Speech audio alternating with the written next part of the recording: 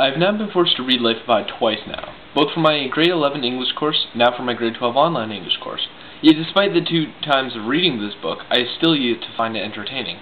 However, this time I find the task presented to me to be a little bit more challenging and slightly more entertaining than last year's challenge, which was, how does Life of Pi represent man's need to be close to God? Which raised so many frustrations and moral debates that to me that was more than necessary or even provoked in a classroom environment. So this year, my task for today is to explain to you how Yann Martel's Life of Pi is an effective modern interpretation of the archetypal quest pattern, or at least how it may be interpreted as one, though in my humble opinion it really isn't. First, we must analyze the classical quest pattern looks like. Formally, it goes a little something like this. It begins with the call.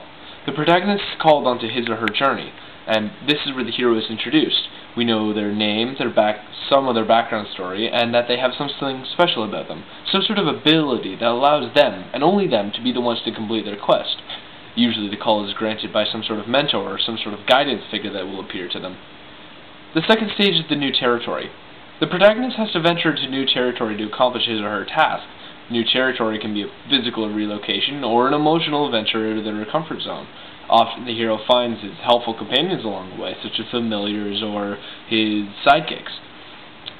Often the representation of the new territory is presented as a forest or water, crossing over open water, as a signal of the new territory. Now, in the new territory, the hero begins his quest, and often he finds himself doing quite well. And in the beginning, everything seems to be going fine, and that it will just be nothing but smooth sailing along the way. However, this is where the fall comes in. The road of trials that he undergoes. See, the hero undergoes a series of trials on his path that block him from reaching his ultimate goal. These trials give the hero experiences or tools that he will find that will help him in his final battle. But ultimately, this journey will lead him to hit rock bottom. This is where the hero ultimately finds himself alone. Usually his mentor has abandoned him or has been killed. He has no friends left, and he is desperate and alone and in despair. Ultimately, he thinks that he can't do anything now. He's useless and may as well give up now. But it's during this time at rock bottom that the hero realizes that he is more than who he is. That there's something about him. He realizes the true specialness of himself, the power that is within him, and that he is able to use that power to continue on his quest. And suddenly, everything seems as it did in the new territory section. He seems to be able to face this challenge with simply as a breeze. This leads to the great battle. This is the ultimate battle for the hero. It isn't always the battle the hero was anticipating, but quite often it isn't that much more dangerous than anything he was expecting. The final battle is the challenge before the hero achieves his goal, and often draws upon the previous challenge and culminating abilities and his awareness. This is where the hero uses his newfound gifts and his newfound powers to his advantage.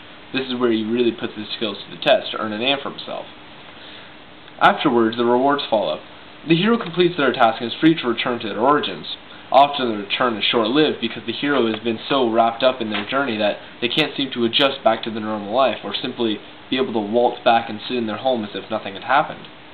However, many of them actually end up doing just that. It seems to work out for the hero in the end. The journey home follows shortly. The hero receives the reward for the completion of the task, whether it be a physical reward in riches, or for freedom, or even emotional rewards, for knowing himself, true love, or even etc. It's a very good pattern actually to follow in literature, as it is often never ever stale. Many good examples of these include Lord of the Rings, Harry Potter, and any generic movie that is actually half decent. Informally, however, I like to think of the quest pattern as going something like this. The hero begins as, oh, look at me, I'm the son of Bob, the mighty warrior, and I'm living a happy-go-lucky life, and I absolutely have no intention of changing that whatsoever, because I'm completely content where I am. And then suddenly the supernatural advisor appears, who happens to be a wizard of sorts, and he's like, son of Bob, you must go and slay a dragon. Oh, but I can't, I'm not ready, it's not me. Yes, you can, you're the son of Bob. Okay. So, then they go gallivanting off, and everything seems to be going hunky-dory. Then out of nowhere, everything goes wrong. The enemy dragon sent goblins to attack Bobson and the wizard. The wizard dies. Now Bobson feels all sad and depressed because he has no help from anyone. But that's where Bobson realizes that he's much more than who he thinks he is. And all of a sudden, out of nowhere, he gets a burst of zeal and formidable power. He kills the goblin army, goes to the far-off mountain, punches the dragon in the face, lops off his head. Bobson takes all the dragon treasure for his own, and goes home happy and confident with his new dragon head toilet because he fulfilled the destiny set for him, and he has newfound powers. Now, we're left thinking that the hero did a good deed in the world, and that everything is back to the way it was. But we neglect to realize that just because a wizard told him to, some guy just slaughtered an entire goblin army, leaving their families homeless and crying, wondering where their relatives are. And they were only forced to do this because the dragon had made them, and how this dragon's head actually rests as Bobson's latrine, which he uses it with no disregard or respect. Pretty nice, huh? Now, the classical hero story may seem that it should be dried up and tired because it is used for anything good, but it doesn't, for a very good reason. It works. Now, this is where Life of Pi differs. This is a novel about a zookeeper's son who becomes fascinated by becoming closer to God and drools over it worse than a Jehovah's Witness at your door while you're trying to have lunch. And in an ironic twist, Pi's God decides to sink a boat, trapping him on a life raft surrounded by wild animals. They then proceed to eat each other until to the point where there's only a tiger left.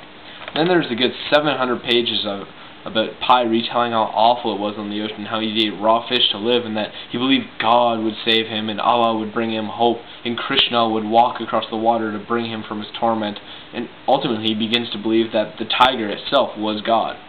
Eventually it's found and taken to a hospital in Mexico, where the story reveals an alternate reality, in which case makes all those 700 of those bland pages simply redundant, causing you to realize that it was nothing more than a solitary Indian boy in a life raft that is in his own fecal matter. Basically, you just wasted several hours of your life that you will not get back. Ultimately, the entire novel could have been shortened down to a very, very well-written short story, rather than a dry, drab, feature-length novel. Now, here's where the problem comes in. Life of Pi can only follow the typical hero patterns if interpreted in this way. God put Pi on the lifeboat to survive because he was the only one who could do it, and he would be rewarded with feeling closer to God. However, therein lies the problem. You see, in order to do this, one must place God, or his physical avatar as Richard Parker the Tiger, as the mentor, the familiar, antagonist, and sidekick, who is the hero, Pi. Furthermore, Pi's story falls very short to the following hero outline, with a very long introduction, an almost only 2-page long new Terry story section, then a dreadfully painful to read 700-page descent, where he spends a great deal of time ruing and feeling sorry for himself sitting at rock bottom. There's no great battle. There's almost no sign of any road except for the fact that Pi Peel is now closer to God because of his ordeal. Hold up. If God was the one who put Pi in the lifeboat and tormented him as the tiger, only to make Pi love him more, sounds like a bit of a jerk, and, quite frankly, a tyrant. That is, if we're taking this route, which is the only route to follow for the hero pattern to work for Life of Pi. Ultimately, God is an evil figure in the book, yet Pi still loves him. So what morals does that teach us? That even though someone can put you through hell, beat you into misery and torment till there's nothing left of your self-worth and your hope, you can forgive them and just love them even more than you once did? Ultimately, I disapprove of this statement that Life of Pi is an effective modern interpretation of the archetypical quest pattern, because it doesn't really follow the quest pattern at all.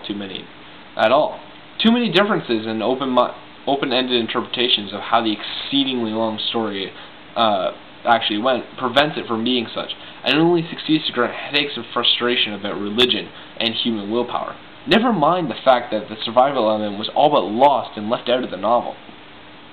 Perhaps if you replaced Bobson in the boat with the tiger, and the tiger happened to be a demon from Hellfire, that was the one that killed Bobson's father. That's why Bobson went on the quest, because he thought that the dragon was the one that killed his father, but it turns out it was actually the tiger from Hellfire.